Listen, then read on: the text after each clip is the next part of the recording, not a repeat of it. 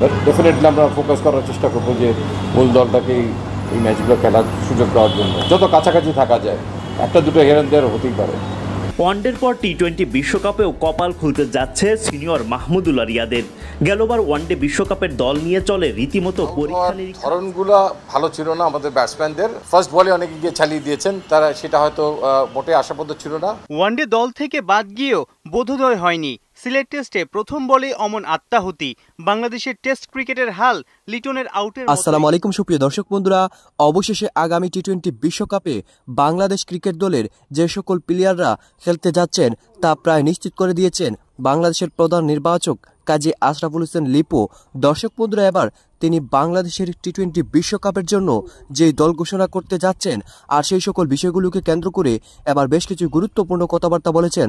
অন্যদিকে এবার লিটন কুমার দাসের তার খারাপ পারফরমেন্সে একের পর এক যেন তাকে নিয়ে এবার কঠিন সিদ্ধান্ত আসতে চলেছে।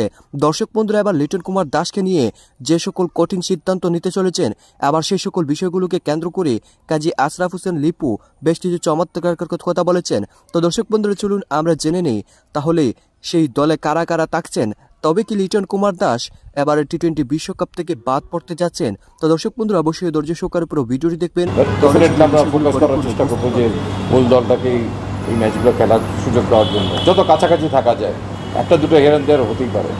ওয়ানডের পর টি-20 বিশ্বকাপেও কপাল খুলতে যাচ্ছে সিনিয়র মাহমুদুল্লাহ রিয়াদের। গেলবার ওয়ানডে বিশ্বকাপের দল নিয়ে চলে রীতিমতো পরীক্ষা নিরীক্ষার ছেলে খেলা। তারই অংশ হিসেবে বিশ্বকাপের আগে প্রায় 6 মাস জাতীয় দলে বাইরে থাকতে হয় রিয়াদকে। যদিও বিশ্বকাপের বছরে শুরু করা সেই পরীক্ষা নিরীক্ষা খুব একটা কাজে আসেনি, উল্টো দলের পারফরমেন্সে সমন্বয়হীনতায় দেখা দেয় ভরাডুবি। তাই তো টি-20 বিশ্বকাপের আগে দায়িত্ব নেওয়া প্রধান নির্বাচক গাজী আশরাফ হোসেন লিপু সেই পথে হাঁটতে চান না।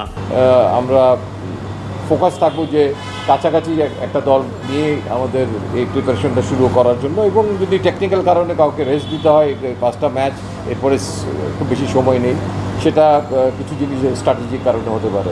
যুক্তরাষ্ট্র ও ওয়েস্ট ইন্ডিজের মাটিতে হতে যাওয়া টি-20 বিশ্বকাপের 2 মাসও বাকি নেই। বিশ্বকাপের আগে বাংলাদেশ আর মাত্র 8টা টি-20 ম্যাচ খেলবে, যেখানে যুক্তরাষ্ট্রের বিপক্ষে টুর্নামেন্টের আগ মুহূর্তে খেলা 3টা ম্যাচে বিশ্বকাপের মূল স্কোয়াডের খেলোয়াড়দেরই থাকার কথা। তার আগে পরীক্ষা নিরীক্ষার জন্য বাকি কেবল জিম্বাবুয়ের বিপক্ষে ঘরের মাঠে 5 ম্যাচের টি-20 সিরিজটা।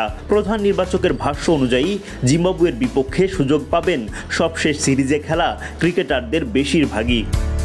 বর্তমানে বিসিবির কেন্দ্রীয় চুক্তিতে টি-20 ফরম্যাটে আছেন অধিনায়ক নাজমুল শান্ত, সাকিব আল হাসান, লিটন দাস, মেহেদী হাসান মিরাজ, শরীফুল ইসলাম, তাসকিন আহমেদ, মুস্তাফিজুর রহমান, তাওহিদ হৃদয়, হাসান মাহমুদ, নাসুম আহমেদ, শেখ মেহেদী ও নুরুল হাসান সোহান। এর বাইরে শ্রীলঙ্কার বিপক্ষে সবশেষ সিরিজে খেলেছেন মাহমুদুল্লাহ রিয়াদ, সৌম্য সরকার, এনামুল হক বিজয়, নাইম শেখ, তাইজুল ইসলাম, তানজিম সাকিব, জাকের আলী অনিক ও রিশাদ হোসেন। শুরুতে স্কোয়াডে ডাক পেলেও চোটের কারণে ছিটকে যান আলিস আল ইসলাম। এদিকে তানভীর, নাসুম, শামীম, আফিফরাও টি-20 দলের জন্য বরাবরই বিবেচনায় থাকেন। সব মিলিয়ে এদের মধ্য থেকেই বিশ্বকাপের স্কোয়াড বাছাই করা হবে।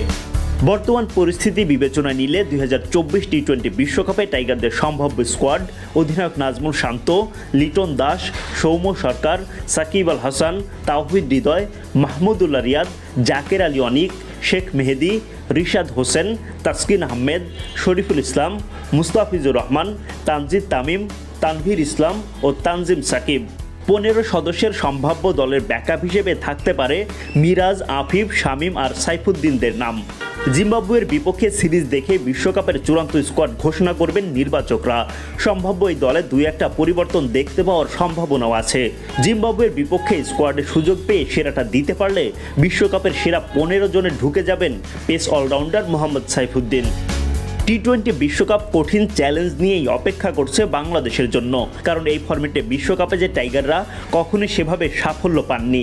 2024-এ যুক্তরাষ্ট্র ও ওয়েস্ট ইন্ডিজে কি ঘটে সেটাই এখন দেখার অপেক্ষা। আউট হওয়ার ধরনগুলো ভালো ছিল না আমাদের ব্যাটসম্যানদের। ফার্স্ট বলে অনেকে গিয়ে চালিয়ে দিয়েছেন, তারা সেটা হয়তো মোটে আশাপ্রদ ছিল না। ওয়ানডে দল থেকে বাদ গিয়েও বোধোদয় হয়নি। সিলেট টেস্টে প্রথম বলে অমন আত্মাহুতি। বাংলাদেশের টেস্ট ক্রিকেটের হাল লিটনের আউটের মতোই, খামখেয়ালিপনা চারদিকে। লঙ্কানদের রান উৎসবের বিপরীতে বাংলার কারো নাই সেঞ্চুরি। একের পর এক সহজ ক্যাচ ছেড়ে মুখ লুকানোর জায়গা খুঁজেছে সবাই। অবাক বিব্রত প্রধান নির্বাচক গাজী আশরাফ হোসেন লিপু। এই বলগুলো হয়তো তারা ছেড়ে দিতে পারতেন, তাদের অফস্টাম্প কোথায় আছে সেটা যদি তারা ঠিকভাবে জানতে পারতেন তাহলে হয়তো সেই বলগুলো তারা চেঞ্জ করতেন না। ফিল্ডিংয়ের যে সাপোর্টটা কত দরকার সেটা আমার মনে হয় সিলেটের কমিউনিটি মেন্ডিসের সেই ক্যাচটি কিংবা চিরগংয়ে পর্যায়ক্রমে অনেকগুলো ক্যাচ যে পড়েছে সেগুলোর থেকে আমার বিশ্বাস যে তাদের উপলব্ধি আসবে। স্পেশালাইজেশনটা স্পেশালি স্লিপসে হোলটা তৈরি হয়েছে সেটাকে রিপো করা উচিত। তার জন্য প্রয়োজনীয় পদক্ষেপ নিশ্চয়ই যারা তাদের তত্ত্বাবধান করছেন তারা করবেন। আমরা সে ব্যাপারটা আলোকপাত করতে পারবো এবং অ্যানালিস্ট হয়তো ড্রপ বক্সে তাদেরকে পৌঁছে দিবেন যে তাদের কোথায় কোথায় সেই দুর্বলতাগুলো ছিল। লাল বলের কোনো প্রস্তুতি ম্যাচ ছাড়াই সরাসরি টেস্ট খেলতে নেমে বড় হোঁচট খেল বাংলাদেশ। প্রথম শ্রেণীর ক্রিকেটের মান নিয়েও প্রশ্ন তুলেছেন ব্যাটার মুমিনুল হক। প্রায় সময় সুযোগ থাকার পরেও জাতীয় লিগ কিংবা বিসিএল খেলেন না জাতীয় দলের তারকারা। সমস্যা জানা আছে, সমাধান কিভাবে করবে বিসিবি? প্রিপারেশনের জন্য যদি সেরকম কোনো 3 দিনের একটা ম্যাচও খেলা যায় তাহলে সেটা ডেফিনেটলি হেল্প করে। অ্যাটলিস্ট সাদা বলের স্পেশালি টি20 কিংবা ওয়ানডের উইন্ডোটাকে ক্লোজ করে টেস্ট ক্রিকেটের উইন্ডোকে ওপেন করে সেই মেজাজে ক্রিকেট খেলা ওভারনাইট একটু ডিফিকাল্ট হয়ে যাচ্ছে, যেটা আমাদের অবজারভেশনে। বিকজ তারা কিছুটা অ্যাটাকিং মুডে ক্রিকেট খেলছে টেস্ট ম্যাচটা। টেস্ট ম্যাচ সিরিজ শুরুর আগে কিন্তু একটা প্রভিশনই থাকতো যে একটা ওয়ার্ম আপ ম্যাচ খেলার জন্য, স্পেশালি ডিফারেন্ট কন্ডিশনে গেলে। আমি দেখলাম যে 4টা আমাদের 3টা এওয়ে সিরিজ আছে, সেখানে শুধু ওয়েস্ট ইন্ডিজের ক্ষেত্রে আমি দেখলাম যে একটা 4 দিনের ম্যাচের একটা প্রভিশন আমি দেখতে পেলাম, আমি যে ক্যালেন্ডারটা আছে। এছাড়া ভারতেও বা পাকিস্তানে আমি দেখিনি যে সে ধরনের কোনো স্লট আছে বিফোর টেস্ট ম্যাচ। বিকজ সবাই খুব দ্রুত সবকিছু শেষ করার একটা তাগাদা থাকে। টেস্টে ভরাডুবি, ঈদের ছুটি শেষে আলোচনায় বসবে বিসিবি। তার মাঝেই টি20 বিশ্বকাপের জন্য প্রস্তুতি। জিম্বাবুয়ে সিরিজের আগেই ক্রিকেটারদের ফিটনেস পরীক্ষা।